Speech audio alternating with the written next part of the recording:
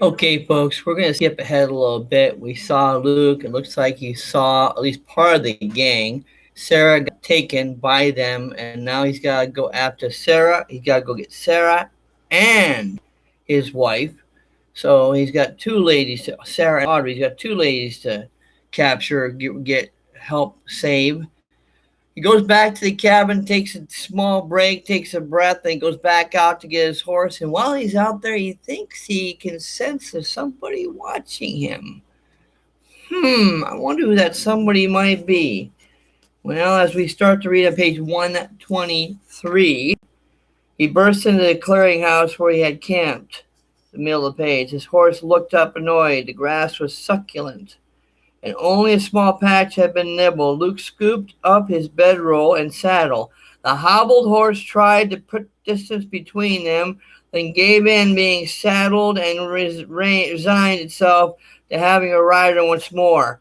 Luke secured the belly strap, then dropped to his knees to unfasten the hobbles. He froze when he heard the metallic click of a hammer being pulled back. Somehow the man in the forest had circled around and sneaked up behind him. "Don't go reaching for that hog leg," came the sharp command. "I don't want to plug you, but you took a shot at my deputy." Deputy? Luke looked over his shoulder. Benson Wilkes had his 6-gun leveled and ready to shoot, given any more provocation. Playing for time was the only way Luke came out alive or out of the Crossroads jail. "What do you mean?" Footsteps pounded, and a man gasping for breath joined the marshal. "It's a good thing you got him, Marshal. He took a pot shot at me." "That's because you're such a clumsy tracker, Moynihan." I should never have sent you. Denny is a better choice." "Denny? He couldn't find his—" "Shut up." Marshal Wilkes reached down and plucked Luke's 6-shooter from his holster. He tucked it into his own belt before lowering his pistol. He didn't holster it in case he needed to use it again fast. "They're getting away," Luke pivoted and got his feet under him. This earned him the right to stare down the barrel of a lawman's gun again. "Put that down. The outlaws are— They're nowhere to be found. That's where they are. What I want to know is why we found you out here and didn't catch sight of them." Wilkes signaled with a shrill whistle. A dozen men rode up from hiding places around the clearing. Luke was trapped by the posse hunting for Rhodes. He just saw Rhodes skip away, and guess what? Luke's the guy that gets caught. Makes a lot of sense, right? "They used the horses stolen from the way station as fresh mounts. You'll never catch them now." A quick look showed how right he was. The posse rode lathered horses. More than one of the deputies wobbled in the saddle. They had ridden all night and tuckered themselves out. More than likely, Marshal Wilkes had recruited men from the saloons, many of them already soused when they stepped up to declare their duty, to do their civic duty. "You surely do know a great deal about how the gang operates," someone said. "That's what I call curious. Wouldn't you say so, Deputy Moynihan?" "You mean to say his Yahoo's one of them? But we lost their trail. Why is he still here and not riding with them?" "You tried following the trail to the south," Luke picked up. "That was a false trail. Crazy Water Benedict laid by." He snapped his mouth shut when he realized he only dug himself a deeper hole. He knew details of the robbery and escape. Marshal Wilkes didn't. Or did he? The lawman bounced his gun up and down as if trying to decide whether to shoot his prisoner, foot or head. Either meant trouble Luke wasn't willing to endure. Riding after the gang would be hard enough, Doing it with a bullet in him turned the task into our one bordering on the impossible, as bunged up as he already was. Yes, sirree, Bob. He does know things only one of the outlaws could know. Wilkes waved his gun around. Go on, climb up. We're going to take you back. We're going back to town. Crossroads? But that's in the opposite direction. Rhodes has the gold, and he has a hostage. He took the woman that lives in the cabin down the trail. Luke turned to point. For his trouble, he got a pistol buried alongside his head. The impact drove him to his knees.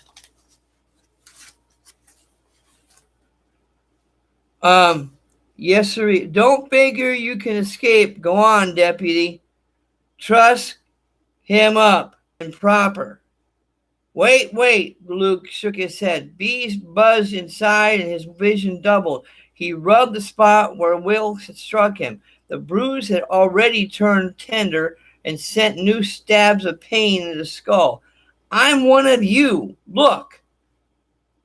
He reached into his coat pocket and was rewarded by money to kick him in the ribs. He grunted and tried to roll with blow. Landing flat on his back, he held up the shiny Tinstar. I'm a Pinkerton. Here's proof I was after the Rose Gang, just like you. You got to the count of three. You got to the count of three to step up on your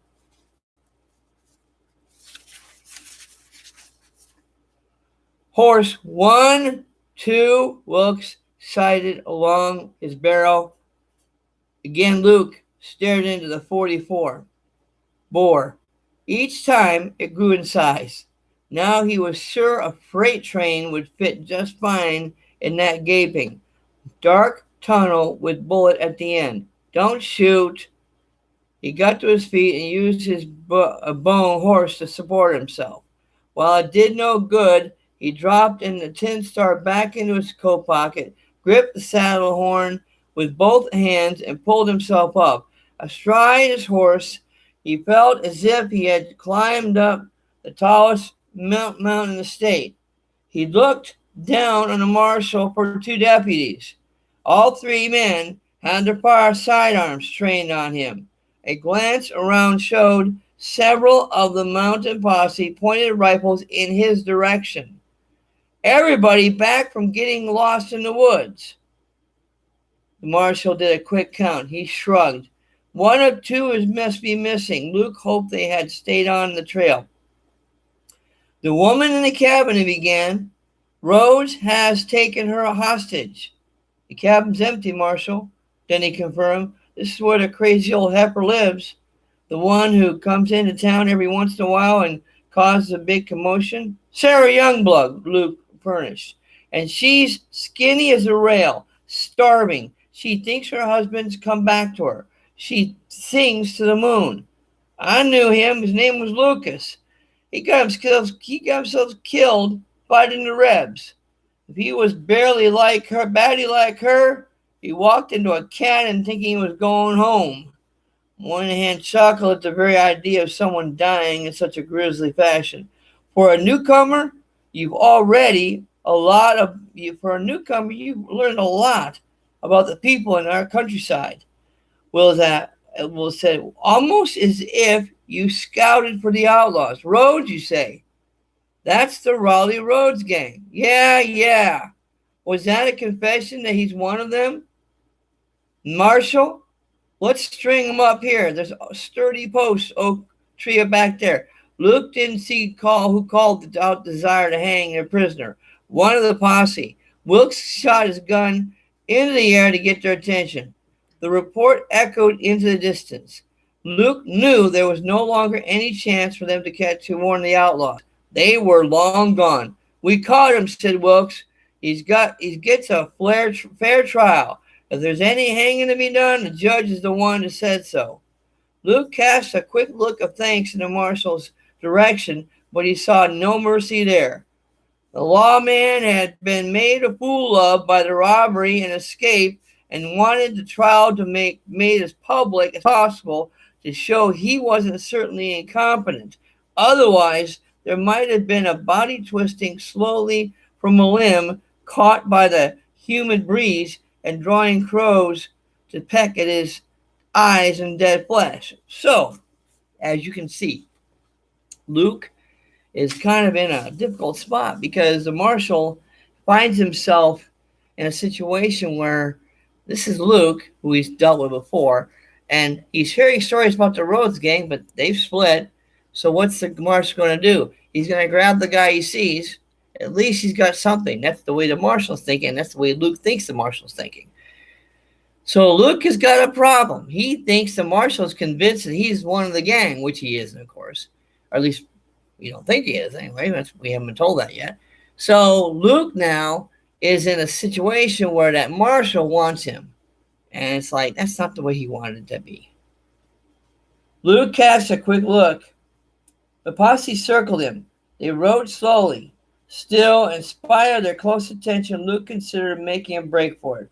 The horses were tired. His was rested. But the number of deputies riding with their rifles resting across saddles in front of them kept him from doing anything that foolish.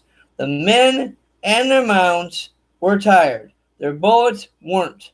How much gold did Rhodes get away with? For an answer, he got a cold stare. Did he blow the place up? Rhodes enjoys using dynamite. He blew the whole dang building up, said one of the people. There's hardly a brick left in the whole bank. The bank vault was twisted open. Wouldn't that destroy any greenbacks? You know it did. Every bit of paper money burned to fly like a filthy ash. The gold coins in there were all from cattle sales. There must have been close to $10,000. Would have been worse if he'd struck a couple days earlier. The money from the Circle Bar Circle would have been there. Mr. Platt took his money out to buy another 1,000 acres of up north. Moynihan sounded pleased he knew this bit of gossip. Luke settled down and rode in silence. Rhodes had made off with a king's ransom. If he had struck a few days earlier, this take would have been put him in the headline of every paper in the state of Kansas.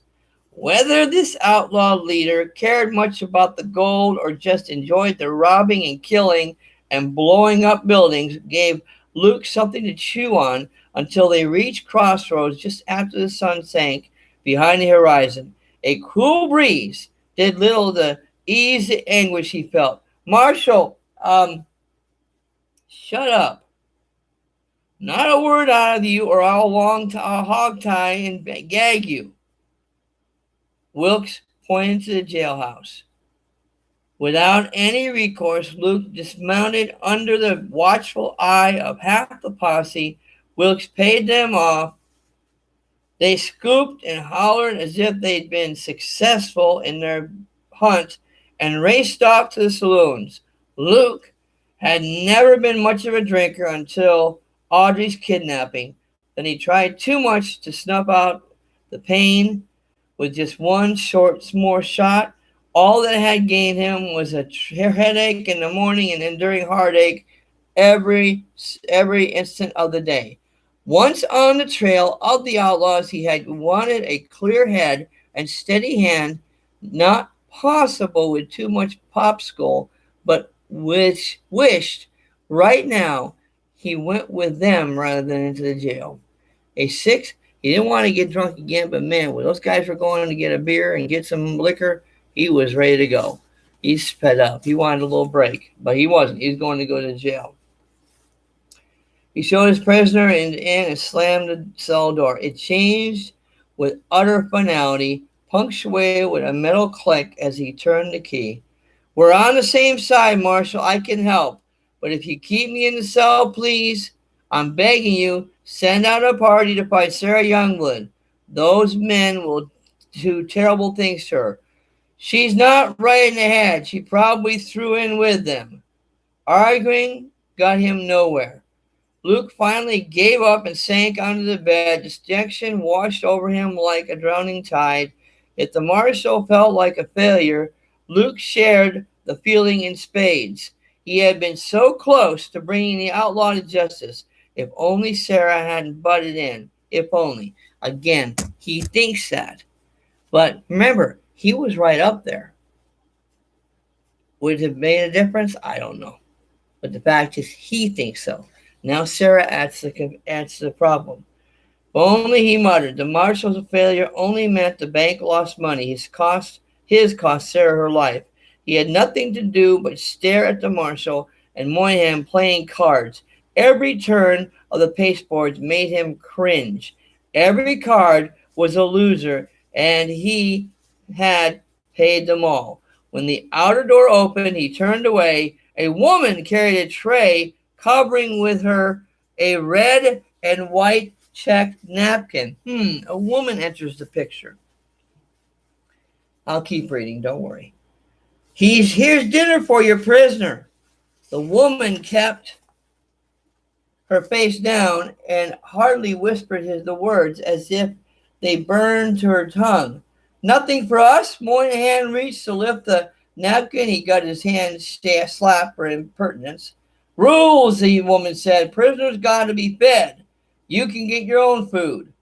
Wilkes motioned her to the back, not even looking up from the cards. Moynihan grumbled and paid attention to the game again. The woman shuffled back and stopped a step away from the cell door. I'm not hungry. Give it to the deputy. Luke felt like vomiting. Food was the last thing he wanted right now. Take it. She rested the tray on a small opening in the bars, designed to pass food to the prisoners. Take it. Her tone carried the whip-a-rack of command that made Luke sit up and take notice. She lifted the corner of the napkin to give him a quick look at the pearl handle of a derringer. A gun, yes. She was putting a gun in the food with the food. Why? He moved in to take the tray. She swung away and rushed from the jailhouse, head still down and not saying another word to either Luke or the lawman. He held the tray awkwardly and scouted it into the cell, carefully placing it on the edge of his bed. He pulled back the napkin. His eyes hadn't deceived him. A two-shot derringer rested against the china plate, brimming with some smelly goulash. Quick as a flash, he slid the gun off the tray. The cold metal restored his energy better than the dubious food ever could have. He went to the cell door and peered out. Wilkes and Moynihan were lost in their gin rummy game. Page 130. We're going to stop there because I think you're going to get it. I know maybe your brain is starting to stir and maybe you're thinking, I wonder what's going to happen next. I think you know what's going to happen next. But we're going to talk about that next time. And we're going to watch and see as the saga of Luke Hadley continues. The man gets into more scrapes. I don't know. I almost feel sorry for the guy. It seems like he cannot catch a break. Well, maybe he's catching a break now. So Luke Hadley tried to comfort Sarah Youngblood. He slips out to look for these gangsters, he looks for these horses. He sees a couple of guys, hears them, thinks he can catch them. You got to remember, though, he says he could have caught the Rhodes gang. He admitted they weren't even there. I mean, he wasn't there for sure. And it wasn't later that he saw Crazy didn't come until he grabbed Sarah. So to say that he could have had him there, I don't know. And then, of course, he goes back to the cabin. And what's he do? He decides to go back out to get his horse. And what happens? Marshall catches him. So now he's in jail again, and somebody has decided to slip him a derringer, a woman. I wonder who that woman is. Could it be that mysterious woman? I don't know. Guess I'll have to find out soon. Thanks for watching.